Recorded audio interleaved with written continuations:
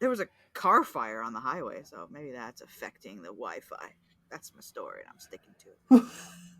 You sound like a weird conspiracy theorist. A lot of times when the internet is being bad, I'll say, "Oh, it's too windy today. It's blowing the Wi-Fi away." And it's not what that thing Dad told us that like the static in the phone lines was because birds were on their phones or squirrels were on their like telephone lines. I don't remember that at all, but that sounds very much like a dad story. Yeah. Mm-hmm. That sounds like a dad story. All dads got together and said, "This is what we're telling our kids today. This is what we're saying. This is the rumor." Okay, before we get started, Amanda, have you plugged in your computer?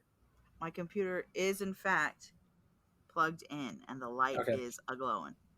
Go ahead. All right, intro.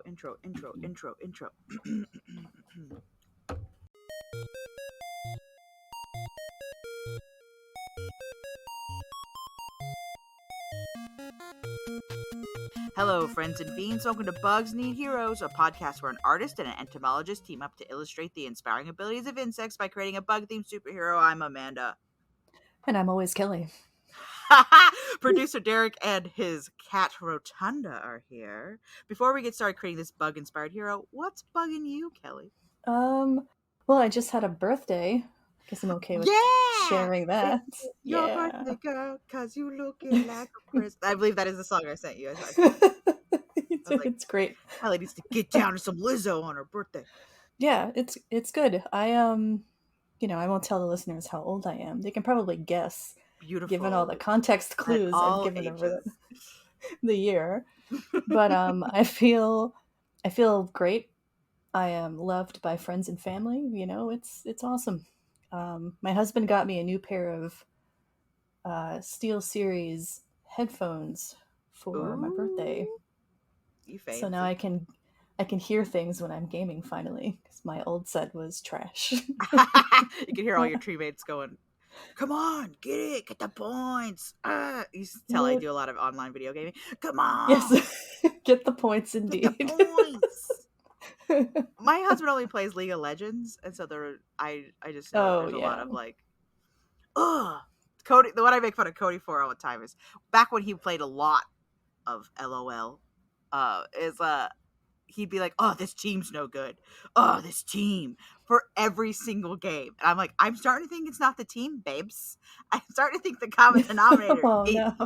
And he was like, he had to Cody. He had to take a break for a while because he was getting too incensed by League of Legends. He was like, "I'm getting too into it. I'm like, it matters too much to me. I gotta take a break." So he didn't play for 6 months because he was like, I can't put this much energy into League of Wieners. You can't. Yeah, it's not healthy. Yeah, I don't really play a lot of PvP. I played PvP when I was younger, and now I feel like I don't have the reaction speed of the 14-year-olds who are also playing the PvP. So it doesn't quite work. And I mean, I remember a few years ago, I have a brother who's a lot younger than me. He's our caboose kid.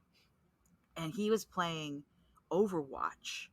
And I could not even watch him play because my little old man brain was like, too much information. There's too much happening here. And everyone's reaction speed is so quick now. And not being the one steering, I think also makes a difference. Like if you're the one controlling where the camera goes, your brain can track better. But just watching him play, I was like, oh, I'm officially aged out of computer games. I need to play games by myself. I need to chase down all the mushrooms by myself and make all the potions. I need a story by myself. Our lovely producer Derek gifted me God of War, which I'm excited to I'm play. so excited and for it's you to play it. A nice story. It's a story game with some fighting. I'm good with it. Get ready to call your cats boy all the time because he only refers to his son as boy. Yeah, it's boy. Yes, father. Yes, father. What is it, daddy? Boy, come on. Fire your arrows at the enemies, boy. Get the points, boy. Why even have a name? It's just boy all the time. Because calling him by his what's bugging name you, would be Amanda? Too emotional. What's bothering me? This is going to be too timely. It's going to be too topical.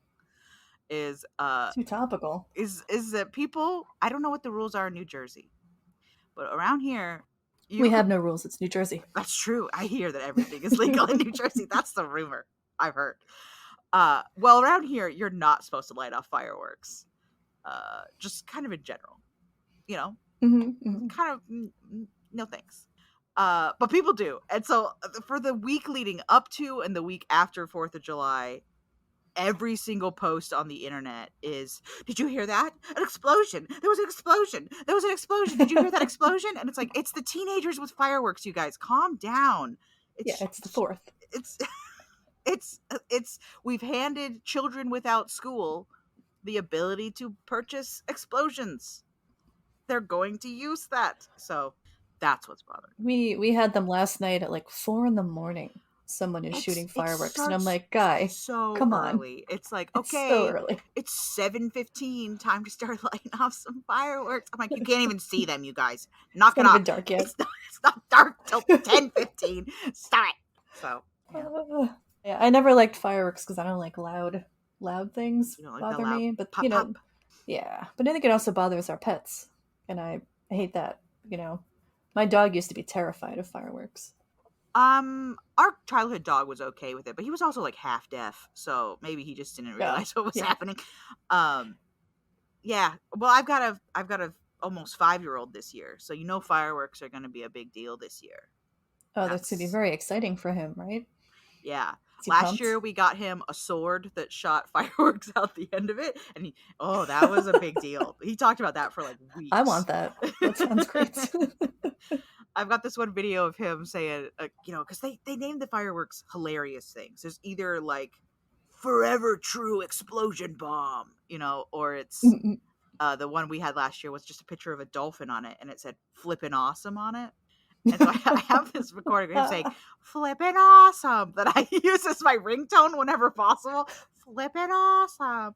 Very good. Very good. That's fantastic. Maybe you could use that as the bumper for this episode. Flippin' awesome.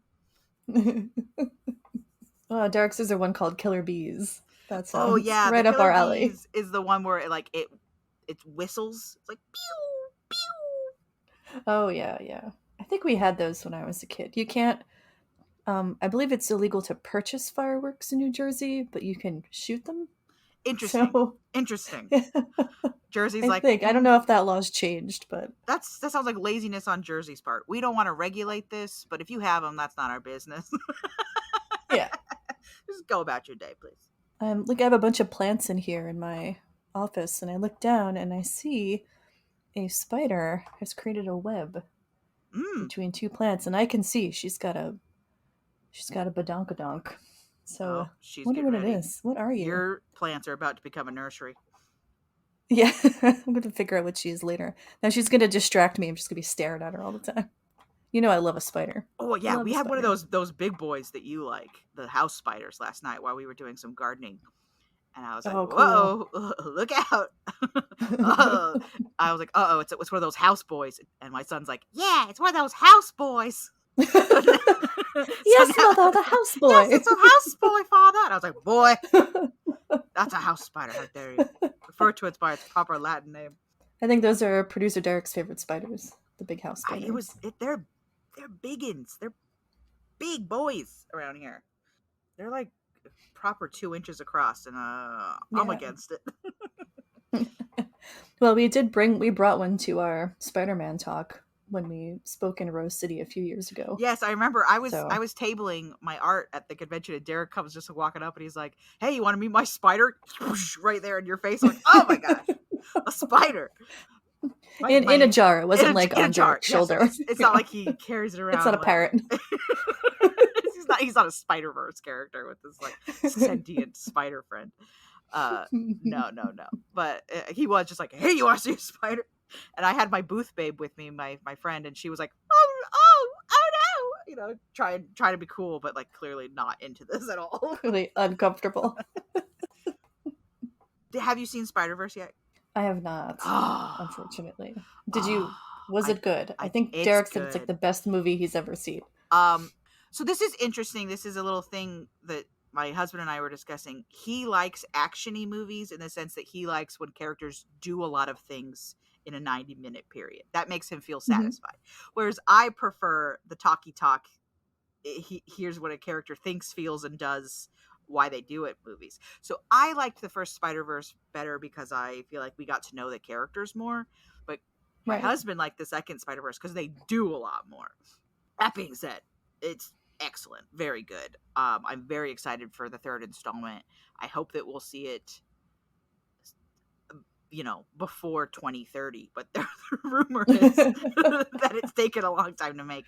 That a lot of the innovations of how they animated it have really slowed down production. But hopefully now that they've made one, they can make the second one faster. There's a lot of drama around animation as a medium now. So who owns Spider-Verse? It's not Marvel, is it? No, it's Sony. Is it Sony? Okay. The long and short of it is that Marvel was going bankrupt, and so they sold the rights to make Spider-Man movies to Sony to keep themselves afloat. But it looks like Marvel's like connected with Sony, right? So now what has happened is Disney, on behalf of Marvel, because Disney bought Marvel, Disney is now doing the law labor of being like, okay, you still own the rights to the Spider-Man stuff, but we're going to lease our own character back from you so he can be in the MCU, but you'll get like paid for when he appears in MCU stuff. And like, it's like very complicated. Oh, okay. But they're kind of like working together to keep a universe happening, I think, right? Yes. That's what it seems. Yes, and on Disney's behest. Sorry, this turned into a Spider-Man episode. I was just curious.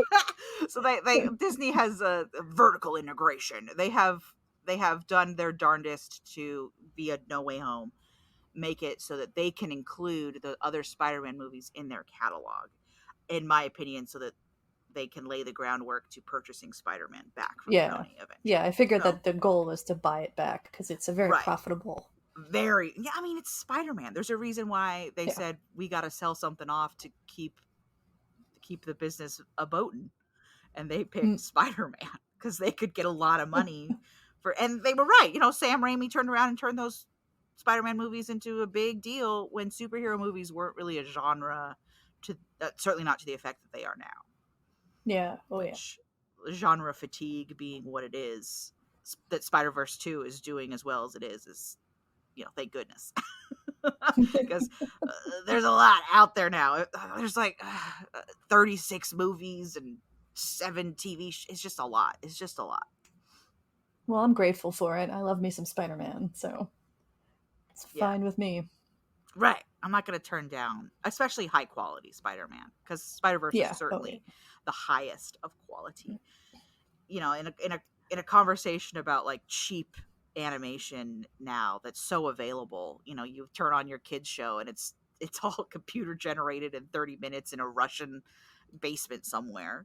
to turn around and have Spider-Verse, which was frame by frame, delicately and lovingly created by your actual creators.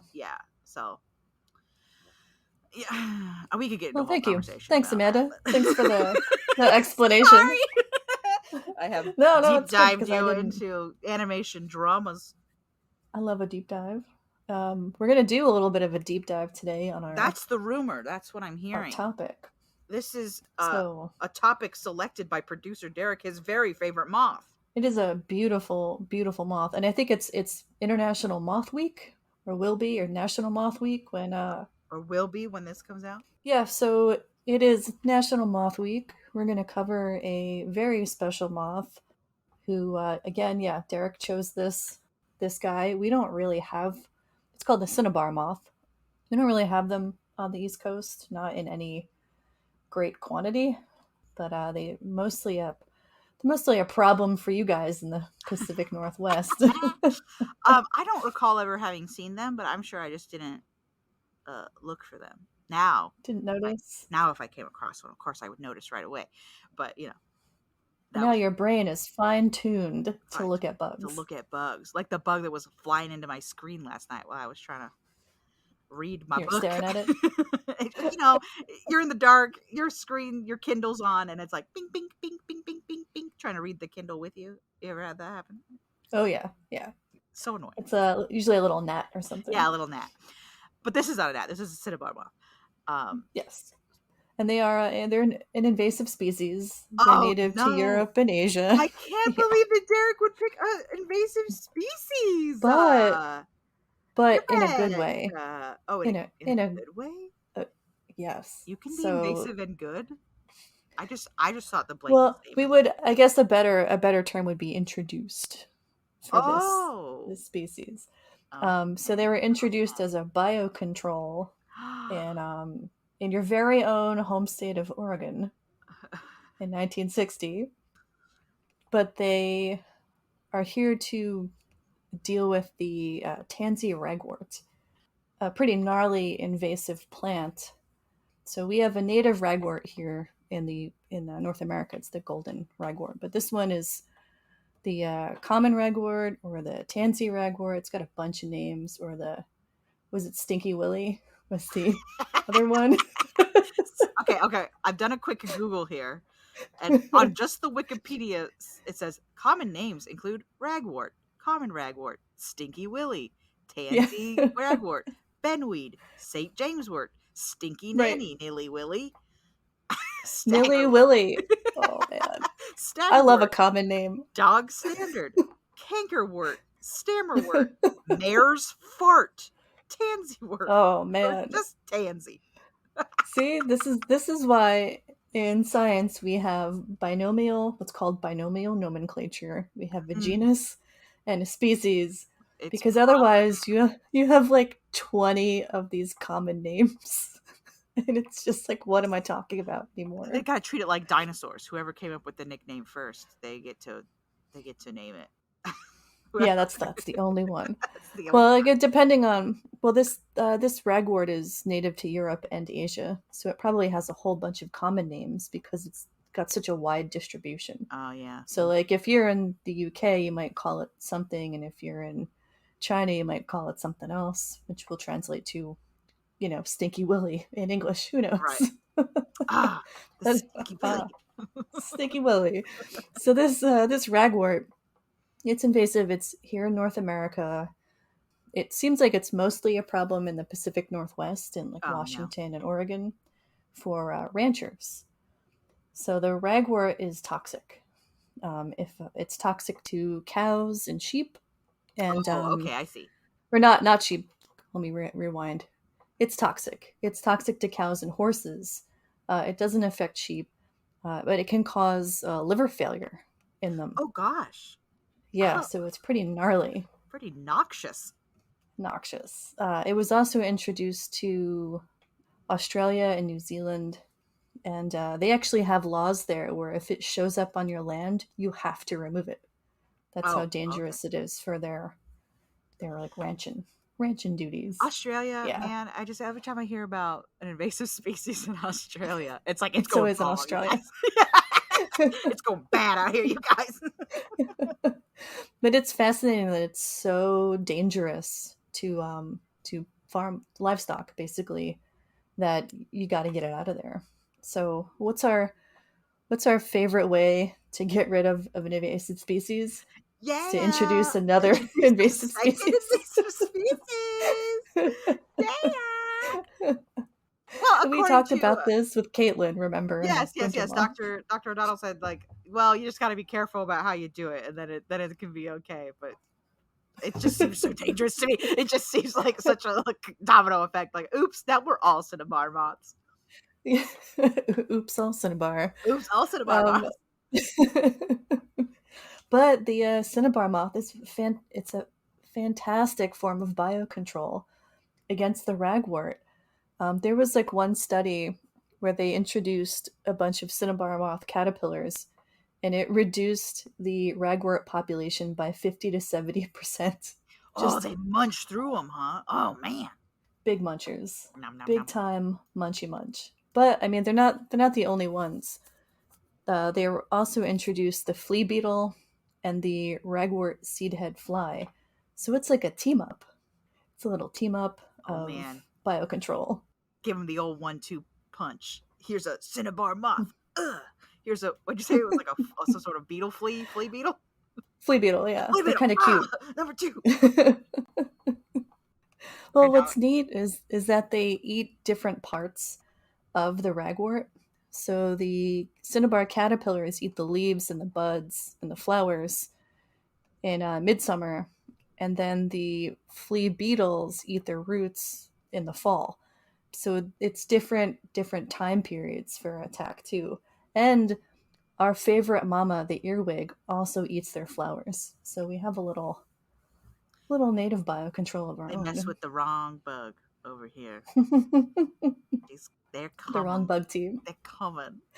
But I kind of love when this happens, because it seems like they're at least with the cinnabar moth, that caterpillar really mostly sticks to this invasive species of ragwort. Sometimes it affects our native ragwort, but it really likes its hometown plant, just like the spotted lanternfly, where it kind of starts off on the tree of heaven, which we discussed in that episode. So is the flea beetle also introduced, or it was already around? Introduced. Yeah. Okay, so they introduced 2 bugs to deal with this this one nasty, noxious flower. Interesting. 3. Also the that fly. Oh, yeah, the ragwort seedhead fly. So it's been a triple team. So they really for were one invasive plant around with this plant. That's so interesting. I mean, with Dr. Ped, who I will now only refer to as Dr. Ped. One time you're like, he's a doctor, and I was like, oh no. So Dr. Ped, I wonder what his take on this is, because he was dealing with that invasive plant that was like, it cuts up your mouth, and also it destroys your self-esteem. Like it was like it makes fun of your mom to your face. To your face. It doesn't even care.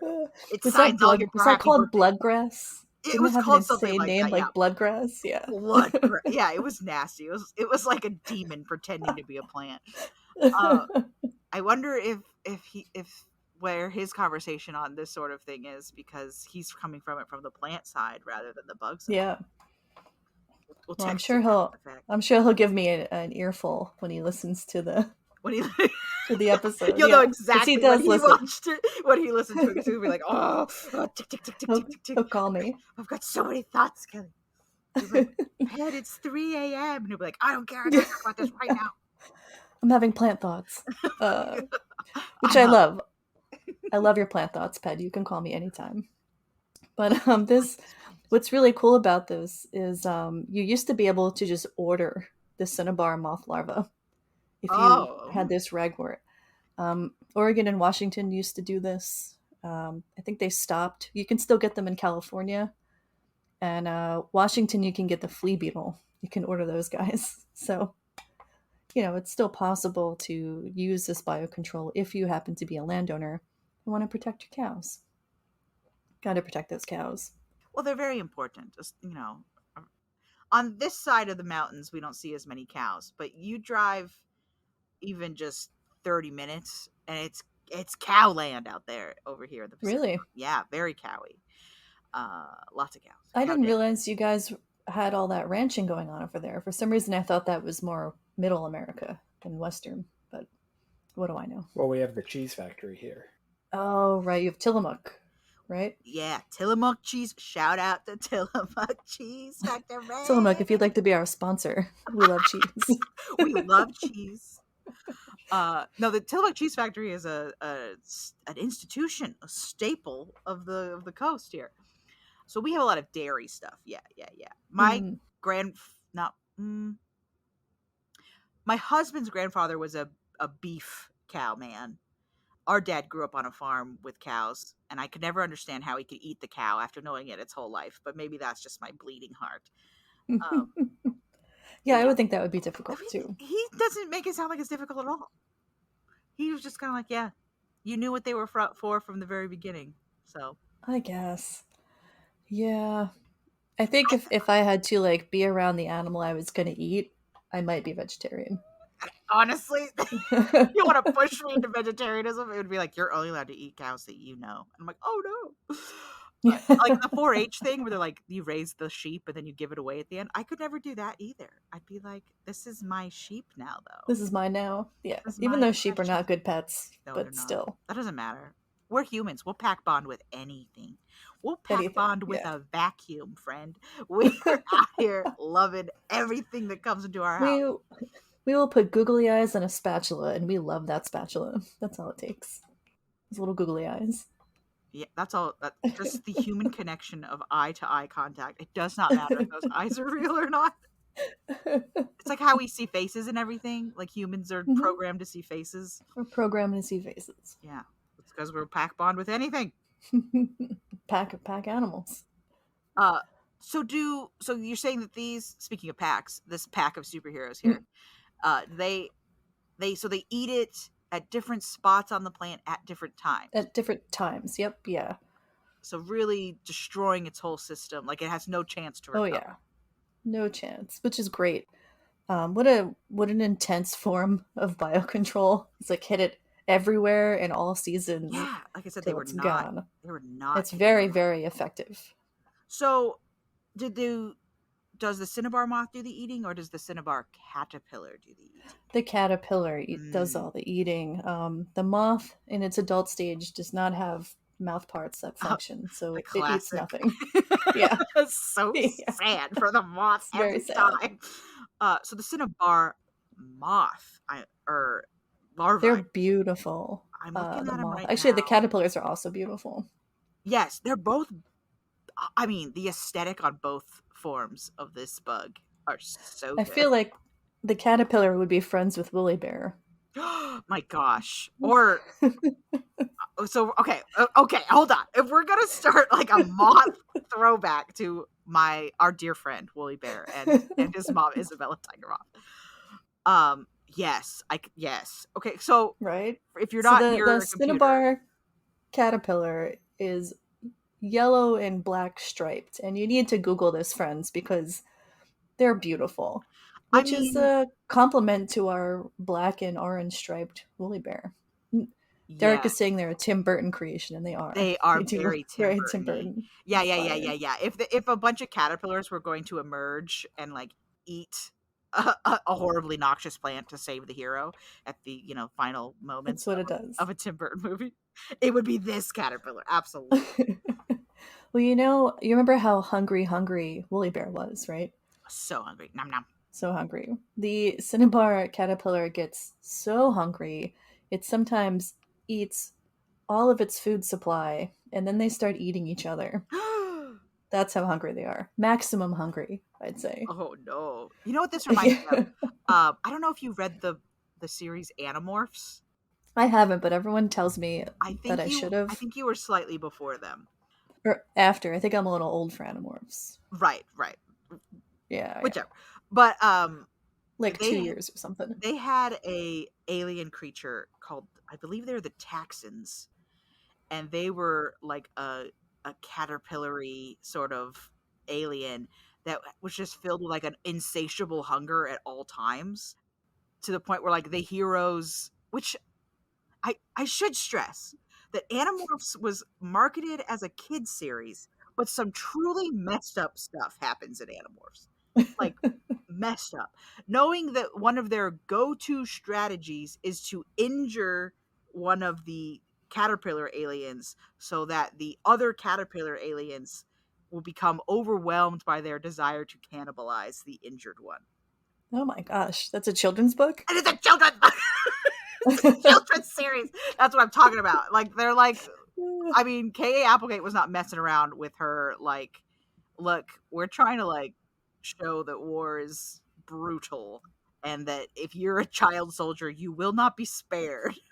And you're like, dang, oh my god. A whole book series about child soldiers that turn into animals? Correct.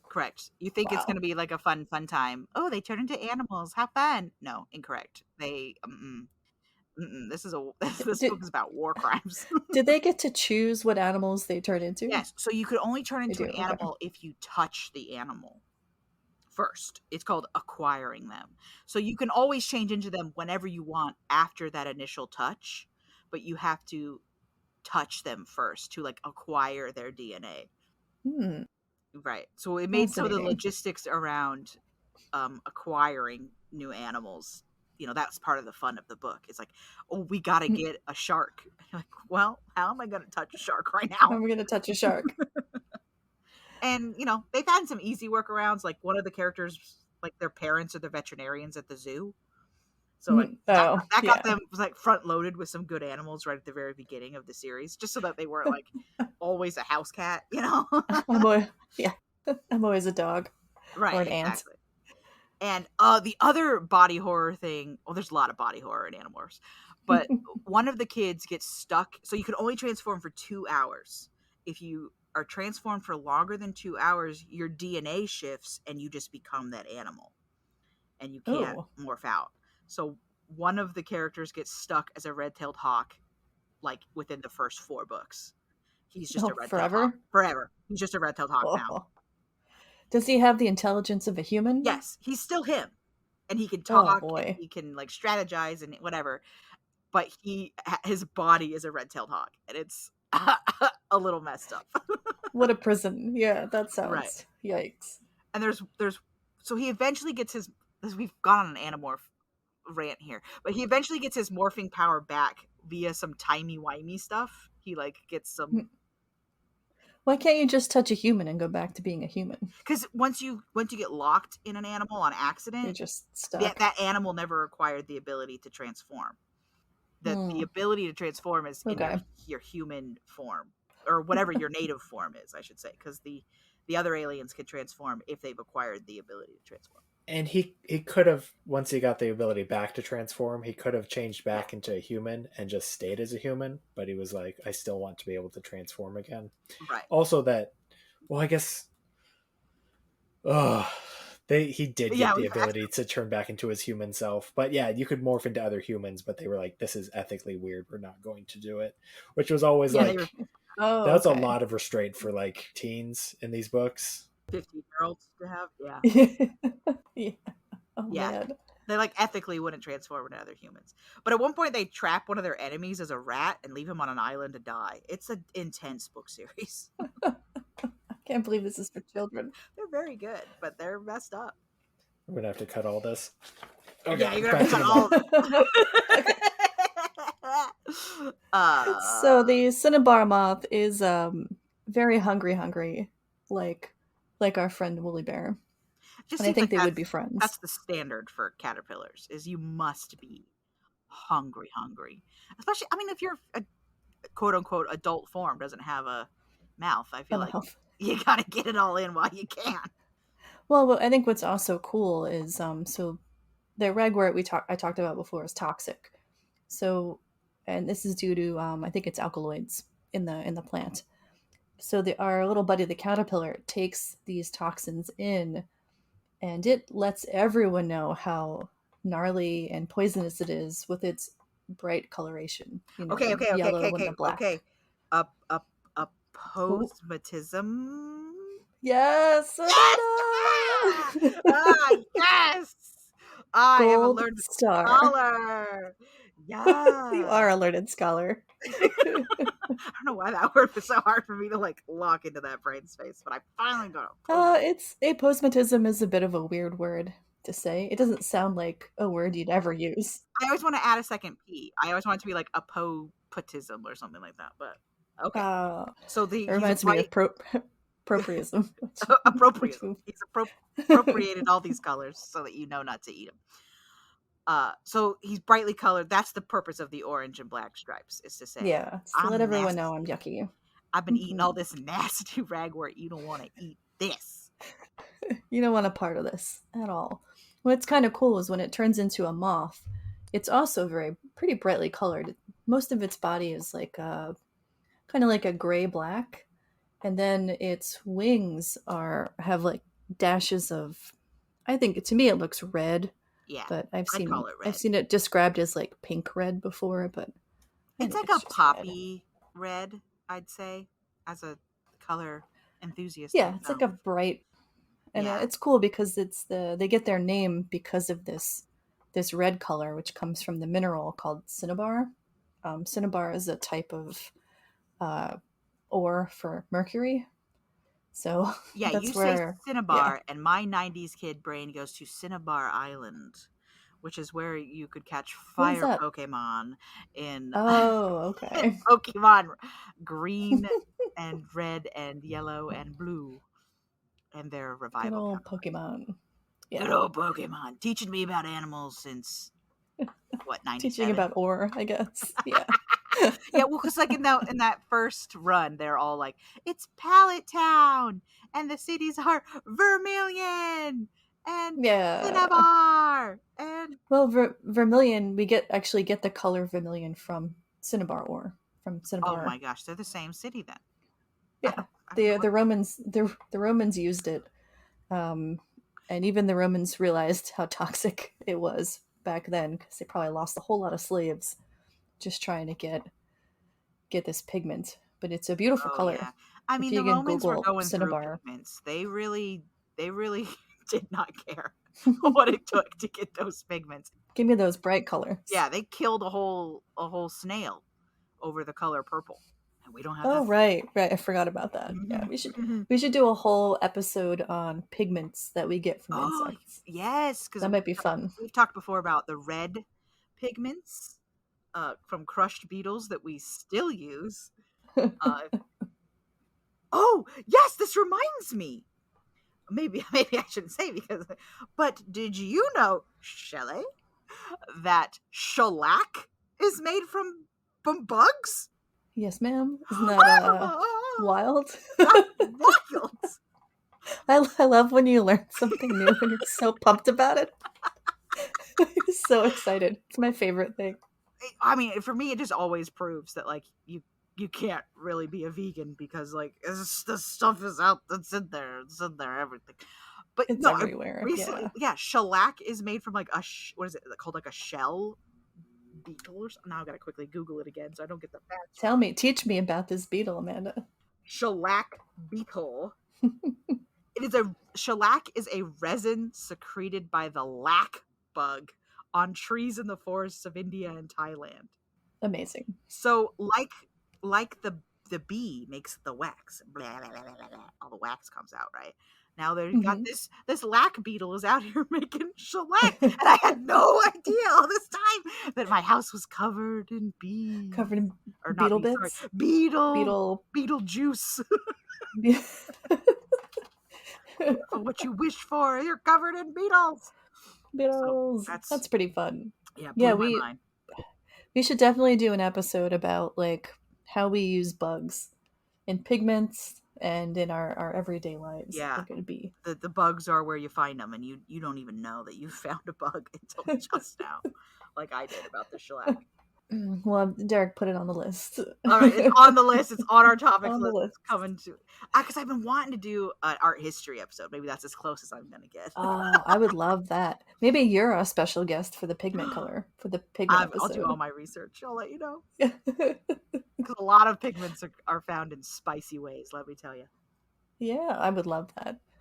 I love listening to you talk. So well, we as Westerners, we talk a lot about spice wars, right? You know, you're like, the things they did for salt. The word salary comes from salt, you know, that sort of stuff. Oh, but the things we did for pigments are also intense. A lot. Yeah.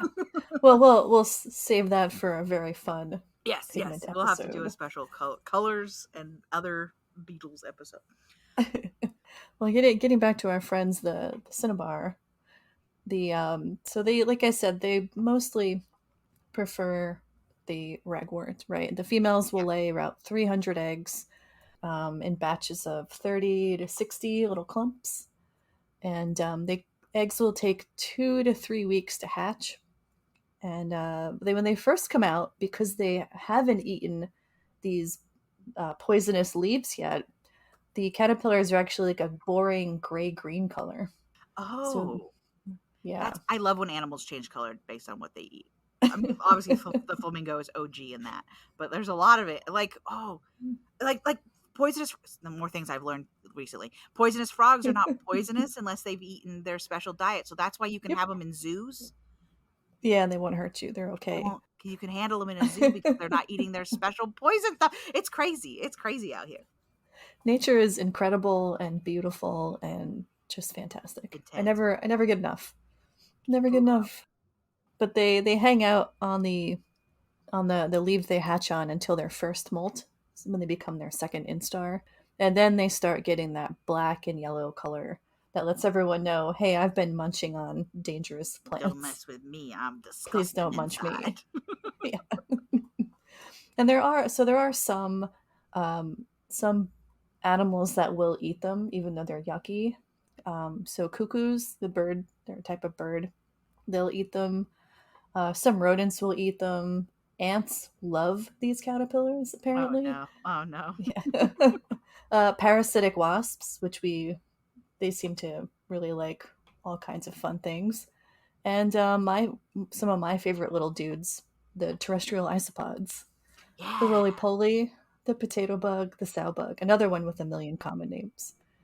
So things will eat them. I'm certain spiders will probably eat them too. So they're not completely out of the food web as caterpillars. So they're kind of cool. Is that part of what makes them a good introduced pest control, is that other things are still eating them? I think what makes them good pest control is that they're very host plant specific. They're not going to stray to other plants. They're really just going to focus on that one species you want to get rid of, which is nice. So I think are you drawing our heroes right now? I'm trying to give her like a pose that says, I'm better than you. I'm not sure why. I was just giving me that. They're just kind of like, because you mentioned Isabella Tigermoth, so I kind of want to make her kind of a foil to Isabella without making her Isabella's enemy, if that makes sense. Right. They should be in the same, not the same team, but they certainly wouldn't be enemies. They're from the same like planet. Like the introduced aspect of it is like she's been introduced to planet Earth via exploding home planet. You know, the way that like Superman is. So like I can't wait to like write comics about our heroes. I know. I think it's gonna happen. I can't wait. We're gonna have to. It's like we have no choice. So I'm trying to get. Are you making a caterpillar sidekick like our friend? I think the implication should be that Isabella wants on this team, but she just hasn't gotten their attention. You know, they're way cooler than her. They got the flea beetle. They got, what was it? Some sort of fly. I missed the fly's name. Oh, the fly. It's the ragwort seedhead fly. What a specific name. So they got very specific. ragwort fly and flea beetle, and then you got the CINNABAR moth, who's just like beautiful, and assumably we got a caterpillar one, because you said we got to make a counterpart to little. You got to check out the flea beetle. It's very, very cute. I think I put a photo of it in the Discord. Oh, it is cute. Look at its little face. Just a little fella. It's very, very cute. And they're all tiny. They're all like little dudes. So I love a little dude. She'd have two little dude sidekicks. Two little dudes. Okay. All right. And Derek is reminding us that the beetle hops, which is why it's called a flea beetle. It has little hopping motion. Which so stinking cute. I don't know why. So cute. It is cute. A tiny little hopping beetle. It's fantastic. So would you like me to tell you a little bit about their superpowers? Yes. While you're drawing? List what I would consider. For me. Yes. So obviously poison powers, because you don't want to munch on that caterpillar, or the butterfly, the moth rather. Flight, obviously, because they're very active. Oh, kind of cool thing about cinnabar moths, you see them in the daytime too, and they're so brightly colored, people think they're butterflies. They really look butterfly-y. Like, I know you've been saying moth this whole time, but my brain is kind of filled in that they're. You've been thinking about butterflies. I've been thinking about butterflies because they just look like a butterfly. Did you also consider Isabella to be a butterfly?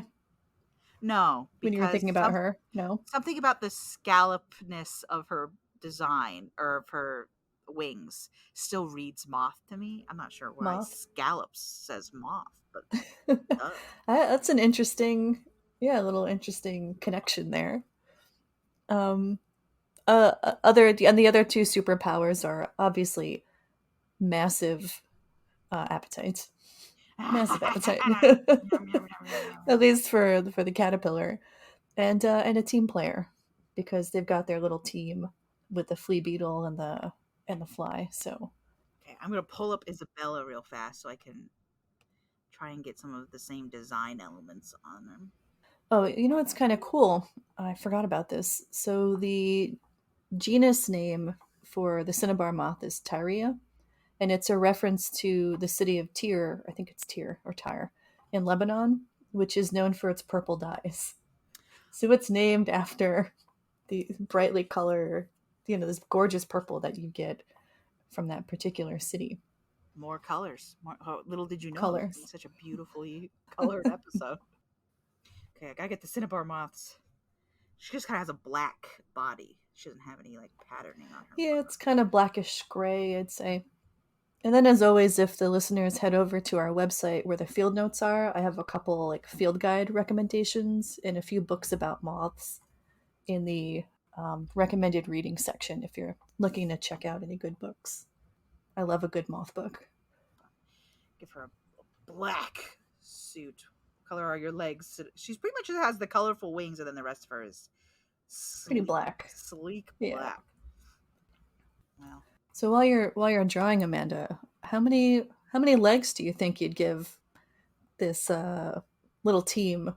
How many legs? Well, I just think it's really interesting that this team up has been introduced. I think that's really unique to them to be introduced in a positive way. I think every invasive or even just non-native story we hear about bugs is here comes the emerald ash borer, here to eat all our trees. Oh no. Here comes the lanternfly, here to clog up your ventilation ducts with their tiny bodies. So to hear a positive story is refreshing. Yeah. I mean, they're so effective. Cattle deaths have been reduced by 90% since the introduction. What? Wow. They're good bugs. Good little bugs. Bugs. I'd say definitely a hero in our comic space.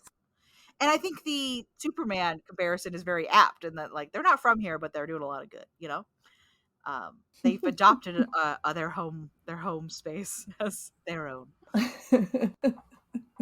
I mean, they're beautiful. They're helpful. They're not coming at your face. Mm-hmm. I'm gonna go 5 out of 6 on this one.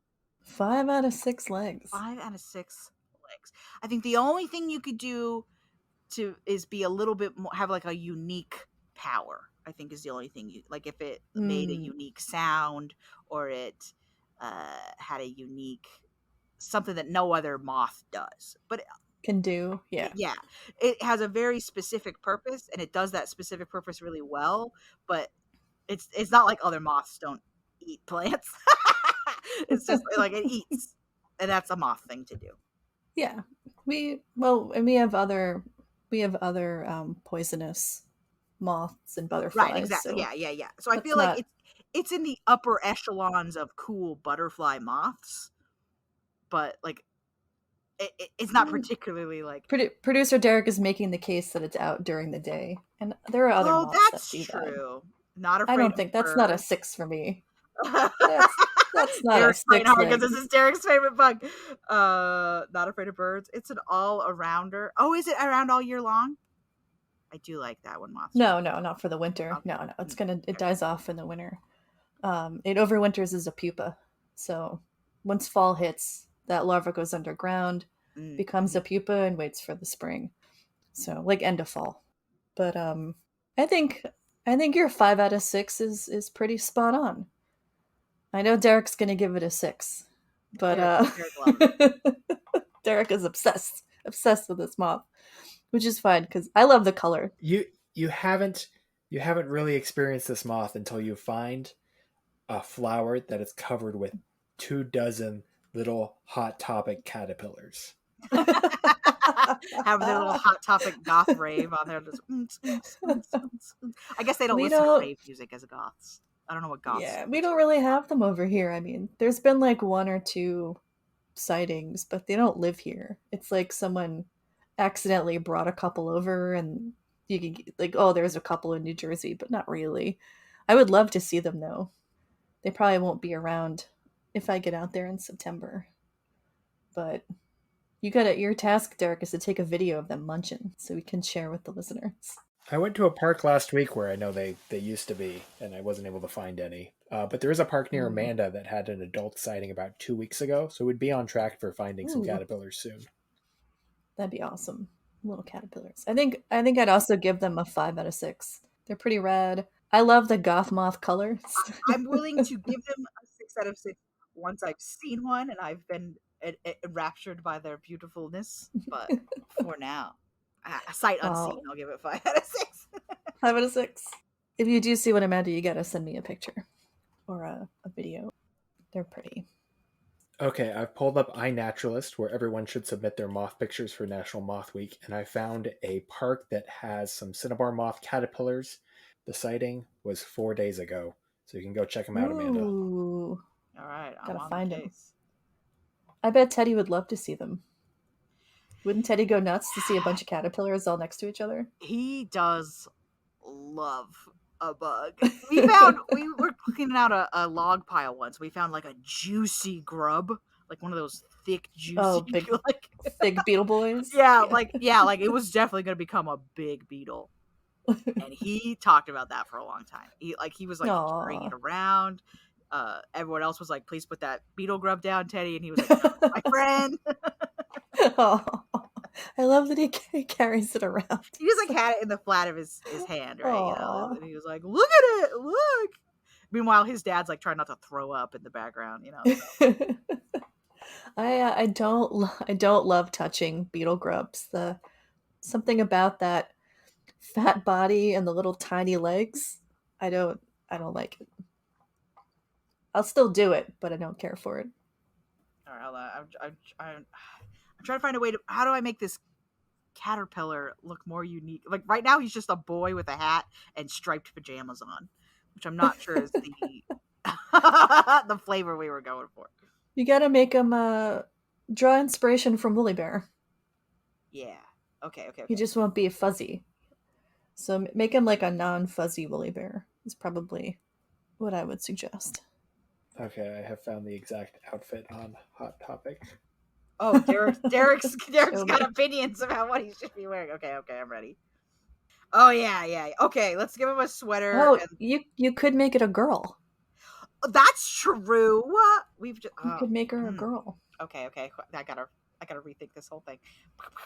She could be like Woolly Bear's little girlfriend. That is so cute.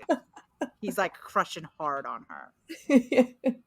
And his as we know, his mentor, a bumblebee, is encouraging him all along the way. Oh yes. She's gonna love you, man, because you're great. And if she doesn't, that's okay too. You know. You're gonna find the right one for you, Woolly Bear. Find the right one. Because Bumblebee is so supportive and sweet. Yes. He's the big brother we all wish we could have. Yeah, Derek saying Woolly Bear's goth girlfriend. I love it. Everyone needs a goth GF, okay? Like everyone. At some point in your life, you need a goth GF. Okay, let's give her. What's the gothiest haircut? It's got to be like the blunt bangs with the bob. Oh, definitely. Yeah. Oh, yeah. She needs fingerless gloves, I assume. Fingerless. Oh, definitely fingerless gloves. Let's give her some. I still want it to be like a child's outfit, so we'll give her some black shorts here. Yeah, she's like 13, right? Like that age range between. Well, you're just first starting to like, figure out that's how you want to dress. Yeah. I'll give her some overalls because overalls are hilarious and gothy. The listeners may or may not be surprised to know that I was definitely a goth girl. Oh, really? Oh, a young woman. I was friends with the goths, but I was never a goth. Although I will say my interests were very goth. I was very into like stories where everything's sad at the end, tragedy, the eternal heartbreak of loving someone who doesn't love you back. Oh yeah, 14-year-old stuff. Really in your 14-year-old feels. Exactly. Oh yeah, and like I will sometimes like look back on the media I consumed at the time of like the aching heartbreak of being alive. And I'm like, what did I have to be this like upset about? Nothing. And, nothing at all. And like now we've discussed before that like I only consume things that make me feel good, because I just have enough things in my life that make me feel bad. I don't need to consume more media that's about sadness. But as a kid, I was like, yes, and then he got turned into a hawk, and he could never be a real boy again. So. I still enjoy consuming really sad things. Although I like to laugh too, though, so it's not. I think the right sad thing can hit right. You're just like, yeah, that's sad, but like not so sad that like I like sadness that's like, oh, they couldn't be together because life didn't let them be together. Oh, that's sad, but that's life. I don't like sad that's like, and then their entire family and their dog died. Like I don't like that. I can't handle pet death. I can't do pet death in a movie. It makes me very upset. I can still watch it. My husband can't even watch it. If there's a movie and it looks like someone's dog or cat's gonna die, he's like, we're not watching that. You just can't. Are you aware of Does the Dog Die? Oh yeah. That's you can check, right? Yeah. There's Does the Dog Die, and there's also Can You Pet the Dog, which is the alternative for video games, where you can look up the video game and they tell you whether you can pet the dog. Where can I pet the dog? We haven't seen all the John Wicks because had to stop with the dog. Couldn't do it. Well, would it make him feel better to know that the dog does unfortunately pass, but then he spends 3 movies of, I think now 4 movies of just revenging the dog, which is great. So like, like the dog has gotten the karma back at this point, like tenfold. Yeah. I love that concept of how dare you.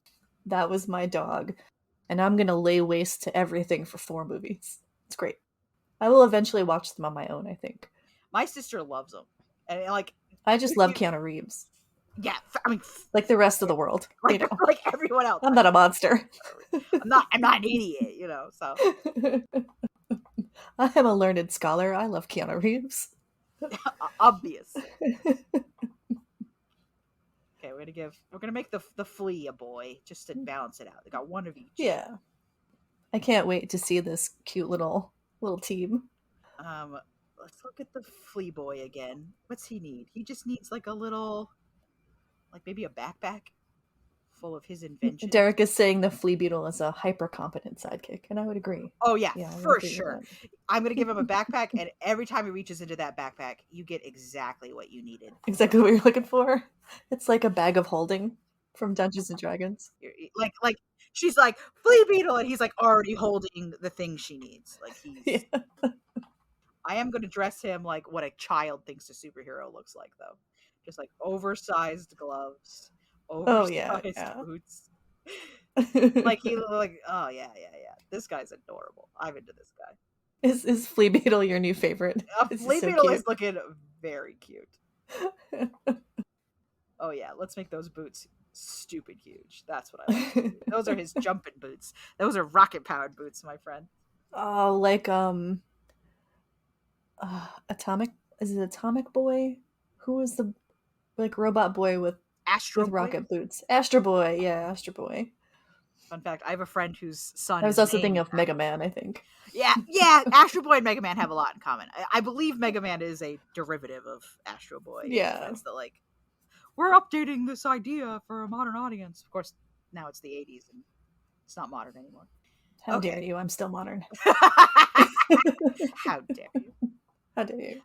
That Bluey show I talked about a little while ago, the parents have the dad tells a story about the 80s, and he keeps talking about the 80s and how everything was different. Like, it's a totally different landscape. And every time I'm like, who is this episode for? Because there's no way the people who are watching this grew up in the 80s, like the adults in the room, because the people in the room with their children are probably 90s kids. But then I remember that people are having kids later and later now. You having your first kid at 38 now. But even I was born in the early 80s, but I don't remember. I was still like a small child, so I don't remember the 80s. My parents would remember the 80s. Right. My parents, but they're not having kids now, The 80s. Yeah, exactly. Yeah, I think you need to be a teen to remember the 80s. Okay, I'm going to do some hard lines on this. I think I might add some more detail to her later, but let me add some hard lines just so you can see what's happening with them. Nice. I'm excited. I'm excited for a team up. again, this is not final lines. Y'all have to do her justice with final lines later. Isabella is still my favorite, but I have a feeling I'm gonna really like this one too. Oh, Darcy's getting feisty. I can hear him scratching at the door. I've been gone for too long. The cats get so fussy.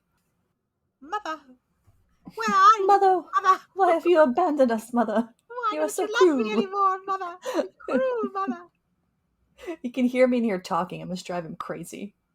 Who is she talking to? Who is it? Who's more important than me, Mother? All right, if you pop over to the art tag on our Discord. Oh, yeah. That's great.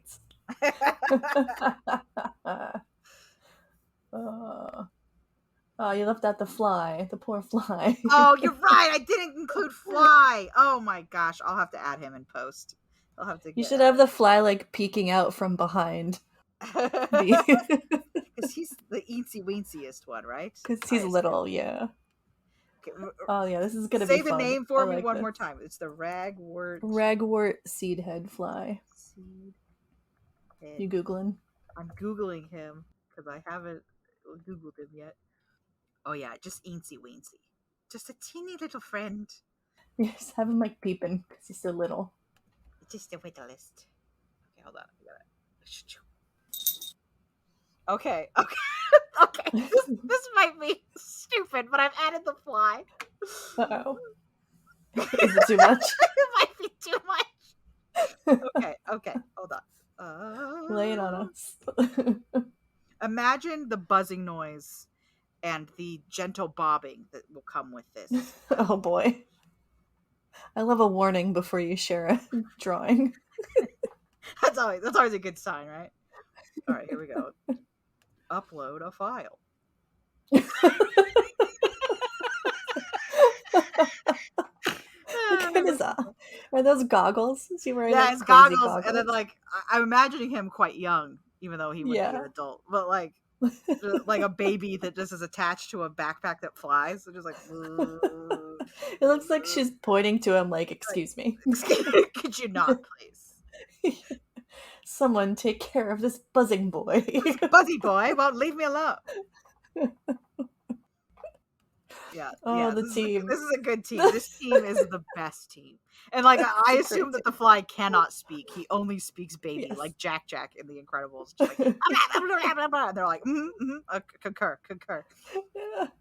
Just babbles. This whole pantheon of creatures that no one can understand, but everyone understands. It's great, Amanda. It's Thank you. This is I can't wait to see it all colored in. It's going to be ridiculous. Oh, yeah. I want to give this guy purple boots so bad. Full Space Ranger energy. So, there you go. There's the team up that Isabella and Woolly Bear want to be as good as. They aspire to be as efficient as this family. They are very, very efficient, and we love them for it because we love cows. And horses. Cows. Yeah. I should give one of them like a pet cow, like a toy cow. I'm gonna add a toy cow to. Oh, a toy cow is a good idea. He's holding his favorite toy cow. Moo. Is the fly gonna be holding the cow? Yeah. Like dangling? Yeah. I do want an all ages comic book about this family now, though. They are so good. That would be a lot of fun. We could do it. Oh, we could definitely do it. Look at that little cow. It's adorable. Yeah. It really does emphasize what a team. Like a baby that's flying around. Yeah. What a fantastic team. High fashion you've assembled, mom Amanda. And her little gremlins. Her little gremlin she does not pay attention to.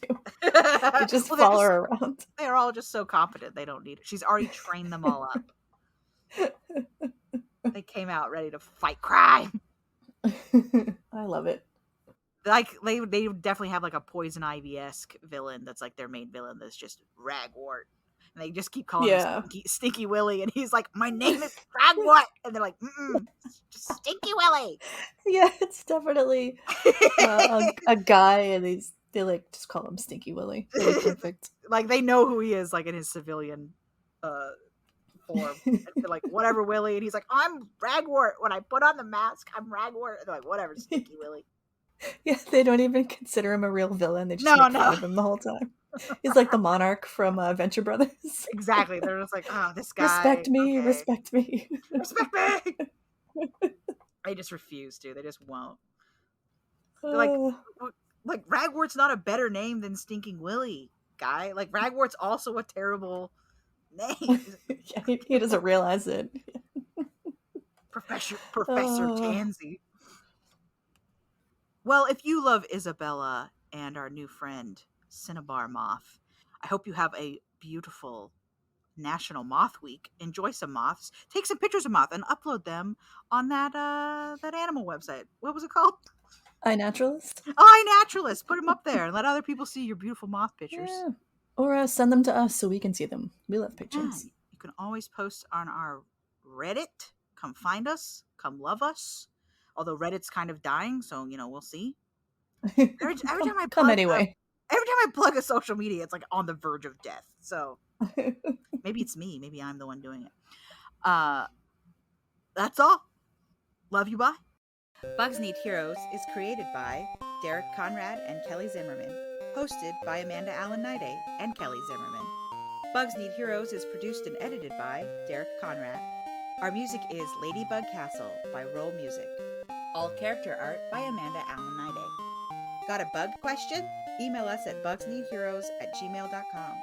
Check us out on bugsneedheroes.com for the visual companion to our episodes with the artwork of the bug-related heroes. We also have an Instagram, Twitter, and subreddit under the Bugs Need Heroes name. Thanks for coming by.